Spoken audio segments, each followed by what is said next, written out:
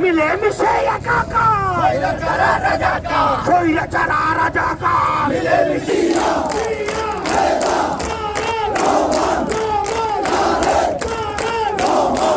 Doctor Yunus সাহেব যখন London দ্বিপক্ষীয় সংলাপ করলেন এবং সেখান থেকে যৌথ প্রেস কনফারেন্সের মধ্য দিয়ে আগামী রমজানের আগে ত্রয়োদশ জাতীয় সংসদ নির্বাচন হবে বলে ঘোষণা দেওয়া হলো, তখন থেকেই বাংলাদেশের ধর্মভিত্তিক দু একটি দলের মাথা নষ্ট হয়ে গেল। তারা মনে করলো তাহলে তো আমরা রাজনীতিকে ছিটকে পড়লাম, তাহলে যদি অন্তর্বর্তীকালীন সরকার একমাত্র বিএনপিকে গুরুত্ব দিচ্ছে, তারা তো সুনিশ্চিত হয়ে গেছে আগামী দিনে বিএনপি সরকার গঠন করবে।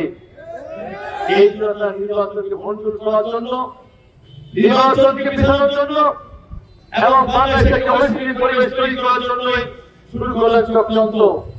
এরপরে হঠাৎ করে যে দলটি 300 আসনে ইতিমধ্যে আজ থেকে প্রায় 5 দল আগে তাদের এমপি প্রার্থী ঘোষণা করলেন, সেই দলটি আবার বলছে আগে নাকি স্থায়ী সরকার নির্বাচন করতে হবে। প্রিয় বন্ধুরা আমার, টানা সপ্তমবারের মতো বেস্ট টিস্যু পেপার ব্র্যান্ড হিসেবে স্বীকৃতি পেয়েছে বসুন্ধরা টিস্যু। 300 প্রার্থী ঘোষণা করলেন আর 5 মাস পর বলছেন স্থায়ী সরকার নির্বাচন আগে করবেন। এখানে তো ষড়যন্ত্র লুকিয়ে আছে, এইখানে নয়। এরপরে আপনারা বললেন নতুন করে পিআর পদ্ধতিতে অর্থাৎ সংখ্যানুপাতে নির্বাচন করতে হবে। এইখানে আমাদের হাজার হাজার মানুষ দাঁড়িয়ে আছেন।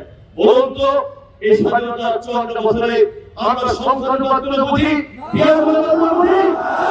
আমরা সংখ্যানুপাত পিআর বুঝি না। আমাদের কোনো একটা পুরস্কার বিগত দিনে আমরা পার্টি থেকে নির্বাচন করেছিলাম, পার্টি থেকে ভোট দিয়েছিলাম।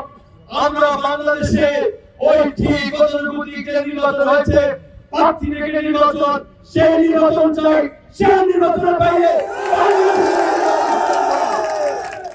কখনো বলছেন নির্বাচন রমজানের আগে, কখনো বলছেন এপ্রিলে, কখনো বলছেন জুনে, কখনো বলছেন 26শে ডিসেম্বর। অর্থাৎ সকালে এক কথা, দুপুরে এক কথা, সন্ধ্যায় এক কথা, রাতে এক কথা বলে বাংলাদেশের মানুষকে বোকা বানানোর চেষ্টা করছে। এই বিগত ফ্যাসিস্ট সরকার বিএনপিকে ধ্বংস করতে পারে নাই। আর আজকে যারা ধর্ম নিয়ে রাজনীতি করে, আজকে যারা মনে করছেন বিএনপিকে ধ্বংস করবেন, দুই মারে উড়ে দিবেন, প্রকাশ বসবাস করছে।